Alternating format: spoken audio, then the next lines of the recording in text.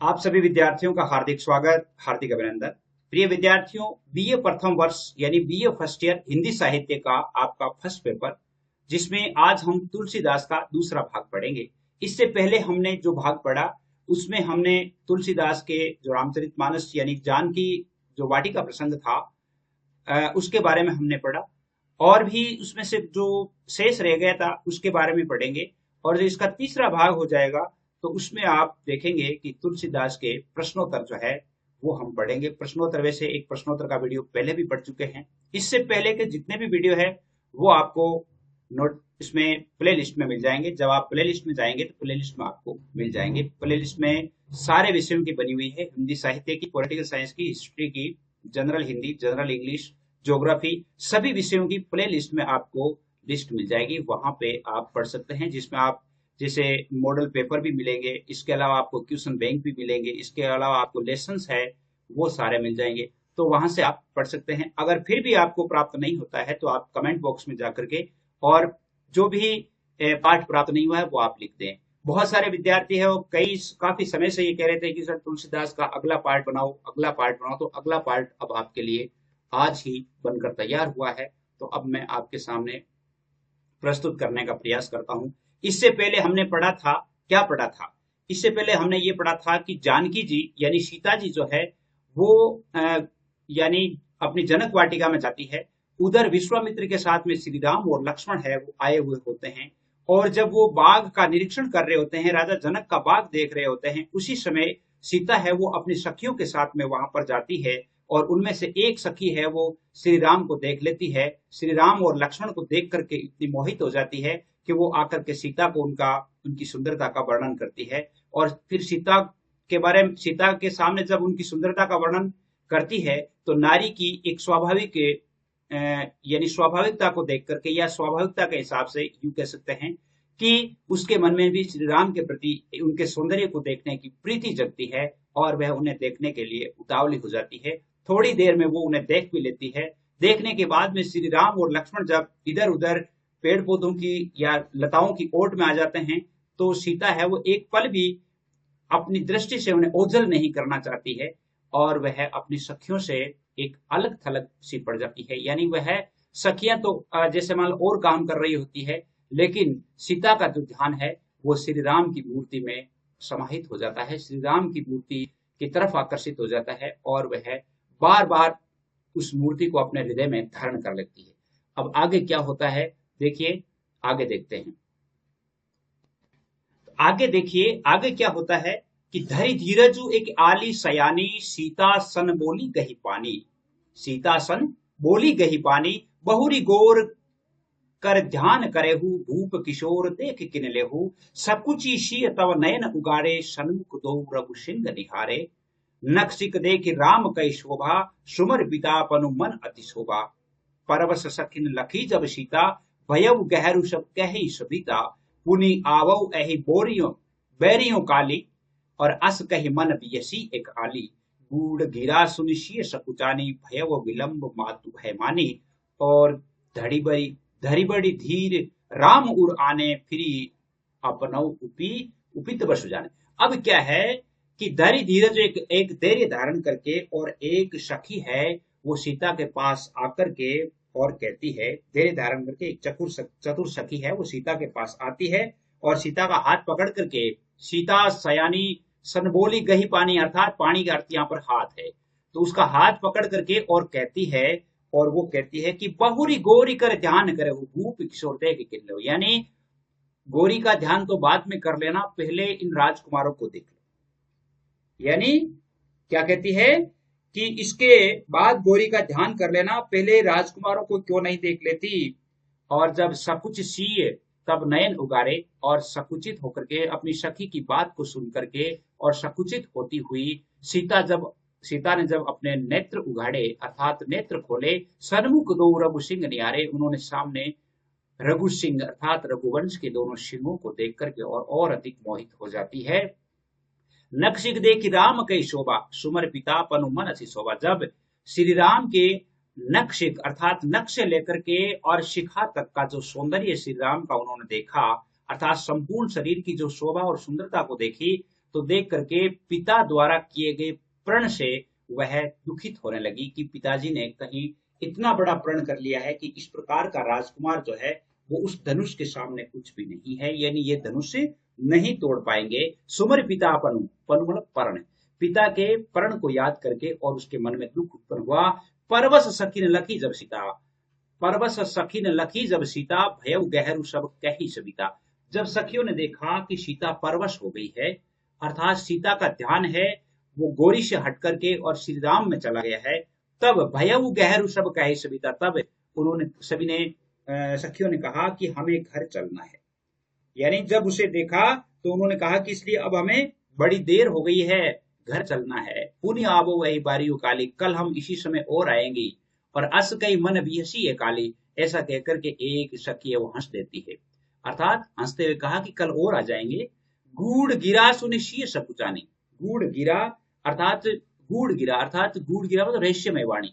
सखी की रहस्यमय वाणी को सुनकर के सीता सकुचा जाती है। भयव विलंब मातु बेमानी, लेकिन इस बाग में अर्थात बगीचे में अधिक देर हो जाने के कारण, माँ के भय से थोड़ा विलंब हो जाने के कारण माँ का डर भी लगने लगा कि माँ कहीं उल्हाना देगी, यानी बड़ी देर हो गई है। और ये सोचकर के माता का भय है वो उसके मन में बन गया। धरी धरी बड़ु धीर राम उराने, और फिर अपनऊ पितु वस जाने, बड़े धैर्य से उन्होंने राम की उस मूर्ति को, श्री राम की उस सांवली मूर्ति को उन्होंने अपने हृदय में धारण किया और ध्यान करके फिर अपने स्वयं को अर्थात पिता के अधीन मान करके, और वह फिर पिता के अधीन मान करके और वह पुनः उस अपने स्थिति में लौट आई। फिर अपनऊ पितुवश जाने, अर्थात कि जो पिता ने जो प्रण कर रखा है उसी के हिसाब से मेरा स्वयंवर होगा। और जब वो वहां से चली तब देखन मिसमृग बिहग तरु फिरई बहोरी बहोरी, बार बार कभी जैसे जानवरों को देखने के बहाने, कभी पेड़ पौधों को देखने के बहाने, बार बार सीता है वो पीछे देख रही थी, श्री राम को देखने का बहाना ढूंढ करके। निरख निरख रघुवीर छवि बाढ़ी प्रीति ने थोड़ी, और वह रघुवीर की अर्थात श्री राम की छवि को, सुंदरता को देख करके और उसकी प्रीति है वो और बढ़ रही थी, प्रेम और बढ़ रहा था। तो इसमें सीता की परवशता को दर्शाया गया है। क्या दर्शाया गया है? सीता की परवशता को दर्शाया गया है। और इसमें अनुप्रास अलंकार का प्रयोग हुआ है और अवधी भाषा का प्रयोग हुआ है।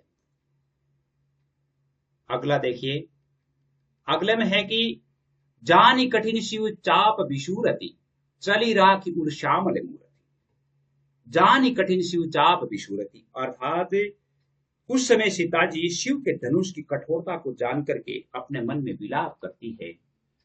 चली राखी उर श्यामल मूरति, प्रभु जब जात जानकी जानी, सुख सने शोभा कुंखानी। सीता तो क्या है कि मन ही मन उस धनुष की कठोरता को और श्री राम की कोमलता को देख रही थी कि श्री राम तो इतने कोमल हैं, ये कैसे धनुष तोड़ पाएंगे। प्रभु जब जात जानकी जानी, प्रभु श्री राम ने जब जाती हुई सीता को देखा, सुख स्नेह शोभा गुण खानी, जो कि सुख स्नेह और शोभा इनके गुणों की खान थी, अर्थात इन गुणों की खान जानकी जी को जाते हुए देखा, तब श्री राम ने परम प्रेम में मृदु मशिकीनी, चारु चित भीति लिख लेनी, और उन्होंने अपने प्रेम परम प्रेम से मृदु शाही, मशीन शाही अर्थात अपने प्रेम की शाही बना करके और उस मूर्ति को, उसकी सुंदरता को अपने हृदय रूपी भित्तियों पर उन्होंने लिख लिया। गई भवानी भवन बहोरी, बंदी चरण बोली करजोरी। सीता जी पुनः भवानी के मंदिर में जाती है, पार्वती जी के मंदिर में जाती है और उनका चरण स्पर्श करके और इस प्रकार कहती है कि जय जय जय गिरवर राज किशोरी, अर्थात समुद्र अर्थात पर्वतराज की पुत्री हे पार्वती, आपकी जय हो। जय महेश मुख चंद चकोरी, और आप श्री शिव को, शिव की चकोरी के रूप में या शिव को चकोरी की तरह देखने वाली पार्वती जी, आपकी जय हो। जय गजबदन षडानन माता, आप गणेश जी की माँ, आपकी जय हो। जगत जननी दामिनी दुती गाता, यानी जय गजबदन षडानन माता, यानी हाथी के मुख वाले गणेश जी और 6 मुखों वाले स्वामी कार्तिकेय की माँ है, आप जग जननी है। जगत जननी दामनी दुति गाता, है बिजली की सी कांति युक्त शरीर वाली, आपकी जय हो। जगत जननी दामिनी दुति गाता, अर्थात जगत की जननी अर्थात जगत की माँ, बिजली की सी कांति वाली शरीर वाली आपकी जय हो। नहीं तब आदि मध्य अवसाना, नहीं तब आदि मध्य अवसाना, आपका न तो आदि है न मध्य है और न अंत है। अमित प्रभाव वेद नहीं जाना, तुम्हारे इस अमित प्रभाव को वेद भी नहीं जानते हैं। भव भव विभव पराभव कारिणी, भव भव विभव पराभव कारिणी अर्थात आपके असीम प्रभाव को वेद भी नहीं जानते हैं। और आप संसार के समस्त ऐश्वर्य को उत्पन्न करने वाली, पालन करने वाली और नाश करने वाली, भव भव विभव पराभव कारिणी अर्थात समस्त ऐश्वर्य को उत्पन्न करने वाली, पालन करने वाली, नाश करने वाली हैं। विश्व विमोहनी स्ववर्ष विहारिणी, और आप विश्व को मोहित करने वाली और स्वतंत्र रूप से विहार करने वाली हैं। हे माँ, आपकी जय हो। पति देवता सुतीय महू, मातु प्रथम तब रेख, महिमा अमित न सकही, कहे सहस शारद शेष। शेष यहाँ पर शेष है, शेष का अर्थ शेषनाग। हे माता, पति को इष्ट देव मानने वाली, पति देवता सुती अर्थात पति को इष्ट देवता मानने वाली श्रेष्ठ नारियों में आपकी गणना होती है। प्रथम तवरेख अर्थात आपकी गणना होती है। महिमा अमित ने कह सकही, सहस शारदा शेष अर्थात आपकी महिमा अपार है। आपकी महिमा तो ना तो आपकी महिमा को हजारों सरस्वती और शेषनाग भी नहीं कर सकते। आपकी महिमा अपरंपार है। इसमें आपने आपके उत्प्रेक्षा और रूपक अलंकार है, उत्प्रेक्षा और रूपक अलंकार है। और यानी इसमें सीता जी की परवस्था को व्यक्त किया गया है। अब आगे लिखा है कि सेवत तही सुलभ फलचारी, भरतायनी पुरारी प्यारी, देवी पूज पद कमल तुम्हारे, सुरनर मुनि नेत्र हो सुखारे। आगे कहती है कि सीता जी कहती है कि अभिष्ट वर देने वाली पार्वती, सेवत तही सुलभ फलचारी, वरदायनी पुरारी प्यारी अर्थात सभी को अभिष्ट फल वर देने वाली पार्वती है शिवप्रिया। तुम्हारी सेवा मात्र से धर्म, अर्थ और काम और मोक्ष, शुभ फलचारी अर्थात चारों पुरुषार्थों की प्राप्ति हो जाती है। सेवत तो ही सुलभ फल, तुम्हारी सेवा करने से धर्म, अर्थ, काम और मोक्ष की प्राप्ति हो जाती है, चारों पुरुषार्थ सफल हो जाते हैं। और देव पूज्य पद कुमल तुम्हारे, सुर नर मुनि नेत्र हो सुखारे।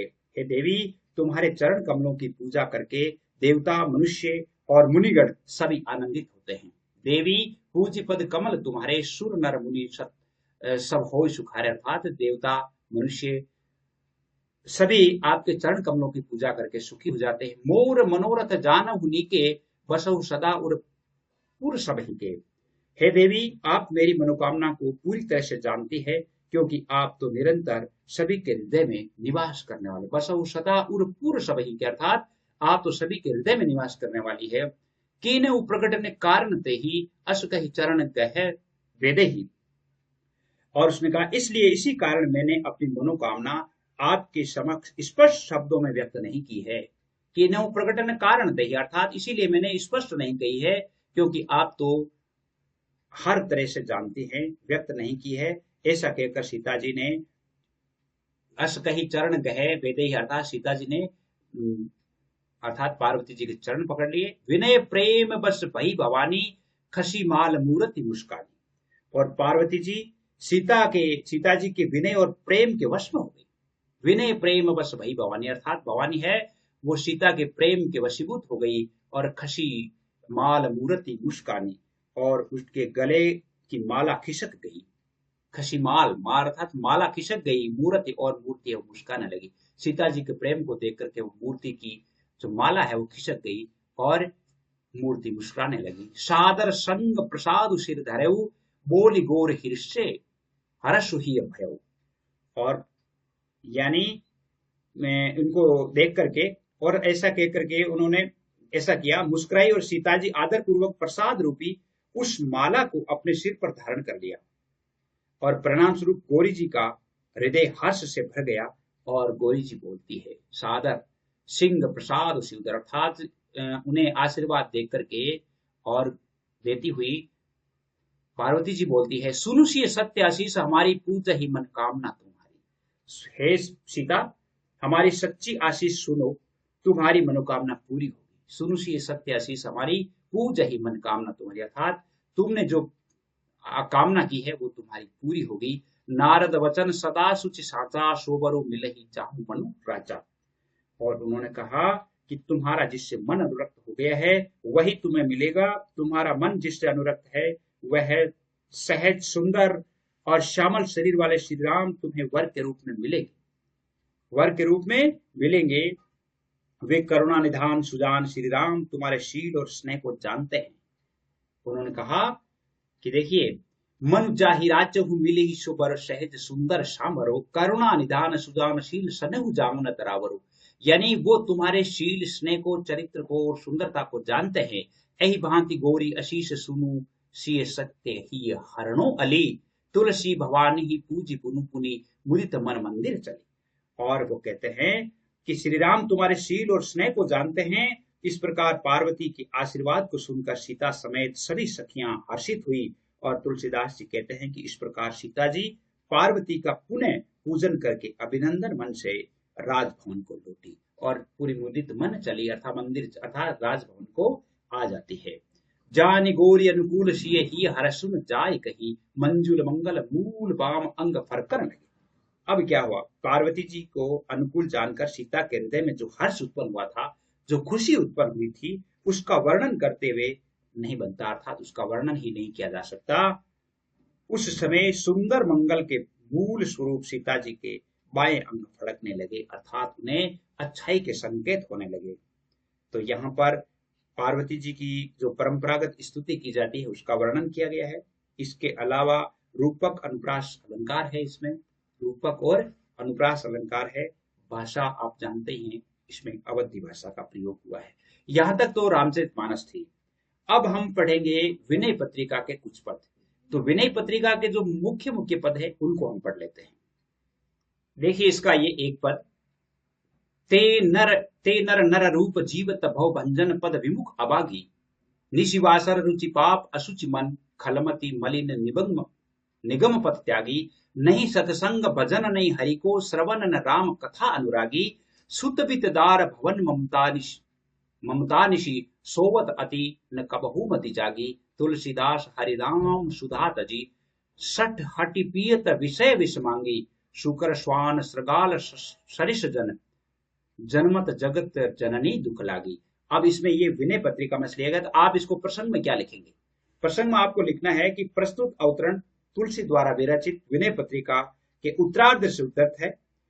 और इस पद में तुलसी ने यह भाव व्यक्त किया है कि मनुष्य संसार में आवागमन के चक्कर में पड़ा रहता है और तब जन्म लेता है, मृत्यु को प्राप्त होता है, फिर जन्म लेता है, ये क्रम निरंतर चलता रहता है। अर्थात जब तक वो मोक्ष का यत्न नहीं करता तब तक व्यक्ति का जन्म इसी प्रकार होता रहता है किसी न किसी योनि में। तो अब आप जैसे इसमें देखिए व्याख्या करेंगे। तुलसी का कथन है कि जो अभागे लोग संसार के आवागमन से मुक्ति दिलाने वाले प्रभु के चरणों में विमुख बने रहते हैं। ते नर नर रूप जीवत भव भंजन पद, अर्थात जो संसार को मुक्ति प्रदान करने वाले जो श्री राम है उनसे जो विमुख हो जाते हैं, उनका स्मरण नहीं करते हैं। निस्वासर रुचि पाप अशुचि मन, खलमति मलिन निगम पथ त्यागी। तो इस प्रकार के लोग क्या करते हैं? निस्वासर रुचि पाप, हमेशा दिन और रात वो पाप करते हैं। अशुचि मन, उनका मन अपवित्र होता है। खलमति अर्थात उनकी बुद्धि भ्रष्ट हो जाती है। और निगम पथ त्यागी, और वेद संस्कृति का वो त्याग कर देते हैं, अर्थात उनकी बुद्धि खराब हो जाती है, जिनकी मति मलिन हो जाती है। इतना ही नहीं, ये लोग वेदों के बताए गए जीवन मार्ग को भी छोड़ देते हैं। और ये छोड़ देते हैं, ऐसा करने का परिणाम क्या होता है? ऐसा करने का परिणाम होता है कि ये लोग संसार में आवागमन में पड़े रहते हैं। आगे लिखा है कि नहीं सत्संग भजन नहीं हरि को, सर्वन राम कथा अनुरागी। इस प्रकार के लोग ना तो सत्संग करते हैं, ना ही ईश्वर का भजन करते हैं, ना ही श्री राम की कथा सुनने के अनुरागी होते हैं, कथा से उनका प्रेम होता है। सुत बितदार भवन ममता निशि, सोवत अतिन कबहू मति जाती। और इस प्रकार के लोग क्या करते हैं? न तो ईश्वर का भजन करते हैं, राम की पावन और सात्विक कथा को भी नहीं सुनते हैं, इनकी कोई रुचि नहीं होती है। ऐसे लोग सांसारिक कामता में पड़े रहते हैं। और इनके क्या होता है? सुत वित्तदार, अर्थात इनके पुत्र, धन, स्त्री, मकान और ममता रूपी रात्रि में निमग्न रहते हैं। अर्थात उनका मन है वो अपनी पत्नी में, अपने पुत्रों में, अपने भवनों में, मन माया में इस प्रकार लगा रहता है। और उनके मन की मति कभी ही नहीं जागती है। एक प्रकार से ये लोग माया मोह में सोए रहते हैं। तुलसीदास हरिनाम सुधा तजी सट हटि पियत विषय विस्मांगी। और तुलसीदास क्या कहते हैं? तुलसी कह रहे हैं कि ऐसे 60 लोगों की मूर्खता की चरम सीमा यह है कि वे प्रभु के नाम रूपी अमृत को विस्मृत करके जबरदस्ती अपनी ओर से मांग मांग कर विषय रूपी विष का नित्य प्रति सेवन करते हैं। तुलसीदास हरिनाम सुधाता जी, तुलसीदास जी कहते हैं कि इस प्रकार के लोग जो होते हैं श्री राम रूपी जो अमृत है उसको तो छोड़ देते हैं और इस संसार या संसार की आसक्ता रूपी जो जहर है उस जहर को मांग मांग करके पीते हैं। शुकर श्वान श्रृगाल सरिस जन जनमत जगत जननी दुख लागी। और इस प्रकार के लोग सुअर कुत्ते और गिद्दड़ इस संसार में केवल अपनी मां को प्रसव पीड़ा देने के अलावा उद्देश्य से जन्म लेते हैं। अर्थात जिस प्रकार जो जानवर होते हैं, पशु होते हैं, वो जन्म देते समय अपनी मां को प्रसव पीड़ा देने के अतिरिक्त वो इस संसार में आकर के कुछ भी नहीं करते। इसी प्रकार जो लोग ईश्वर भक्ति नहीं करते हैं उनका जन्म भी अपनी मां को पीड़ा देने के लिए ही होता है। ये पद है विनय पत्रिका का। और मैं ये समझता हूँ कि थोड़ा ज्यादा हो जाएगा, तो हो सकता है अपन अगला जो नेक्स्ट वीडियो होगा, नेक्स्ट वीडियो में जब हम प्रश्नोत्तर पढ़ेंगे तो प्रश्नोत्तर के साथ एक दो पद और पढ़ लेंगे, क्योंकि ये समय ज्यादा हो जाता है तो फिर ठीक नहीं रहता, यानी आप भी बोर हो जाते हैं। और ये बताइएगा जरूर कि आपको कैसा लगा, अवश्य ही मुझे बताइएगा। इसमें आपके रूपक अलंकार है और इसमें ईश्वरीय भक्ति का वर्णन किया गया है। उम्मीद करता हूं आपको पसंद आएगा। जय हिंद, जय भारत।